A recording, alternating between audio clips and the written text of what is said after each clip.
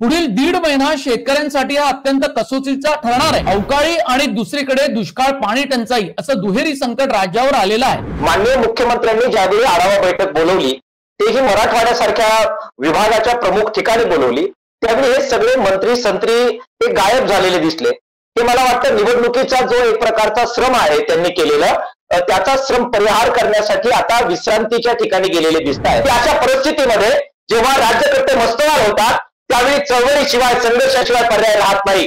पाणी आणि चारा टंचाईमुळे दूध उत्पादक शेतकरी संकटात आला। मराठवाड्यात पाण्याअभावी ओल्या चाऱ्याचा प्रश्न गंभीर झालाय। चारा छावण्या त्वरित सुरू करण्याची मागणी शेतकऱ्यांनी केली। दुधाला चांगला भाव नसल्यानं शेतकरी पशुधन विकण्यास त्यांनी सुरुवात केली आहे। ही अत्यंत दुःखाची बाब आहे। पुढील दीड महिना शेतकऱ्यांसाठी हा अत्यंत कसोटीचा ठरणार आहे। अवकाळी आणि दुसरीकडे दुष्काळ पाणी टंचाई असं दुहेरी संकट राज्यावर आलेलं आहे। शेतातील पिके जगवण्यासाठी बळीराजाची मोठी धडपड सुरू आहे। अनेक गावं आणि खेडी तहानलेली आहेत। टँकरची वाट बघण्यात दिवसच्या दिवस लोकांचा जातो। महिला पायपीट करत पाण्याचा शोध घेतात।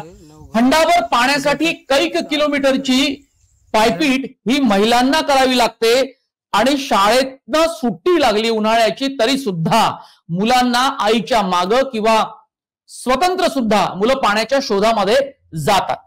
आता तुम्ही इतके सगळे वेगवेगळ्या जिल्ह्यातले रिपोर्ट पाहिले अजित नवले, तर तुम्हाला साधारणतः लक्षात येईल की महाराष्ट्रातल्या कोणकोणत्या जिल्ह्यामध्ये पाणी टंचाई आहे आणि प्रशासनानं उदासीनता किती दाखवली आणि निवडणुकीमध्ये दंग झालेल्या नेत्यांना ही सगळी पाणी टंचाई वेगवेगळ्या जिल्ह्यातली त्यांच्या जिल्ह्यातली किंवा पालकमंत्री या नात्यानं सुद्धा त्यांना आपल्या जिल्ह्यातली पाणी टंचाई तिथला दुष्काळ कुठेही दिसला नाही। अजित नवले, ही वस्तुस्थिती आहे। सर्वजण निवडणुकीच्या एक प्रकारे निवडणूक फिवर, इलेक्शन फिवर जो असतो त्याचे शिकार झालेले आपल्याला दिसत आहेत। आणि आता तुम्ही मगाशी सांगितल्याप्रमाणे माननीय मुख्यमंत्र्यांनी ज्यावेळी आढावा बैठक बोलवली तेही मराठवाड्यासारख्या विभागाच्या प्रमुख ठिकाणी बोलवली, त्यावेळी हे सगळे मंत्री संत्री हे गायब झालेले दिसले। ते मला वाटतं निवडणुकीचा जो एक प्रकारचा श्रम आहे त्यांनी केलेला त्याचा श्रम परिहार करण्यासाठी आता विश्रांतीच्या ठिकाणी गेलेले दिसत आहेत। महाराष्ट्र निवडणुकीत वाऱ्यावर सोडला, निवडणुकीनंतर सुद्धा तो वाऱ्यावर सोडायचा अशा मनस्थितीमध्ये ते गेलेले आहे। हे असं का होतं? इतकी वाईट परिस्थिती महाराष्ट्रात असताना राज्यकर्ते अशा प्रकारे कसे वागू शकतात? त्याचं मुख्य कारण म्हणून साहेब आपण जर पाहिलं तर लोकांचा जो संघर्षाचा वचक आहे तो कुठेतरी जनतेचा कमी झालेला आपल्याला दिसतो आहे। आपण बघा, या संबंध काळामध्ये आम्ही शेतकरी संघटनांचे कार्यकर्ते, किसान सभेचे कार्यकर्ते ज्यावेळी ह्या प्रश्नांकडे निवडणुकीच्या अगोदर जनतेचं लक्ष, राज्यकर्त्यांचं लक्ष वेधत होतो, तेव्हा महाराष्ट्रामध्ये कुणालाही याच्याकडे लक्ष द्यायला वेळ नव्हता। प्रत्येक जण जातीच्या आणि धर्मांच्या लढाईमध्ये स्वतःला झोकून देताना आपण पाहत होतो। अस्मितांची वादळं किती धडकत होती। सर्वत्र मराठा आंदोलन, ओबीसी आंदोलन, धनगर आंदोलन, आदिवासी आंदोलन या सगळ्या जातीय अस्मितांच्या आंदोलनांमध्ये सबंध जनता गुंग करून ठेवण्यात आलेली होती।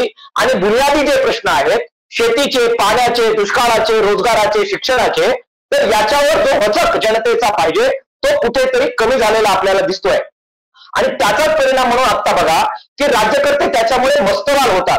राज्यकर्त्यांना जनतेचा धाक वाटत नाही आणि आपण कसंही वागलो तरी धर्म आणि जातीची आपोची गोळी एकदा दिली की आपलं सगळं सुरळीत चालेल या मस्तीमध्ये ते जातात। निवडणुका झाल्यानंतर एक प्रकारचा वचक आणि धाक जर जनतेच्या एकजुटीचा असता तर कुणीही परदेशात जाण्याची हिंमत दाखवली नसती। आणि जे राज्यकर्ते असं वागू पाहत आहेत, जनतेमध्ये एकजूट असती, तर मला खात्री आहे की त्यांच्या घरावर प्रचंड ताकदीनं मोर्चे निघाले असते।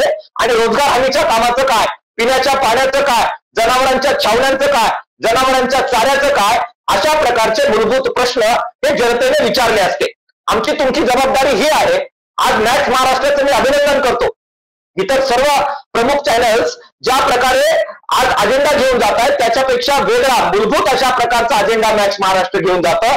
आणि ते इतर ठिकाणी ज्यावेळेस अंदाज बांधले जात आहेत निवडणुकांचे, कुणाची सत्ता येईल याच्यावर मोठ्या प्रमाणामध्ये चढाळ गाळत चर्चा केली जाते, त्यावेळी सुद्धा एकीकडे मॅक्स महाराष्ट्र या जनतेच्या मूलभूत प्रश्नाकडे लक्ष देते। याबद्दल मला तुमचं अभिनंदन करायचंय। मला जनतेला सुद्धा आवाहन करायचंय की अशा परिस्थितीमध्ये जेव्हा राज्यकर्ते मस्तवाल होतात त्यावेळी चळवळीशिवाय संघर्षाशिवाय पर्याय राहत नाही। आपल्याला आपल्या रोजगाराचे, शिक्षणाचे, दुष्काळाचे, शेतीमालाच्या भावाचे, जनावरांचा चारा, दुधाचे भाव याच्यासाठीचे प्रश्न प्रत्येक एकदा अजेंड्यावर आणावे लागतील आणि सुट्टीसाठी निघून गेलेल्या राज्यकर्त्यांना अत्यंत ताकदीने जाब विचारावे लागतील. मॅच महाराष्ट्राच्या वतीने हे आवाहन करण्याचा मोह मला टाळता येत नाही.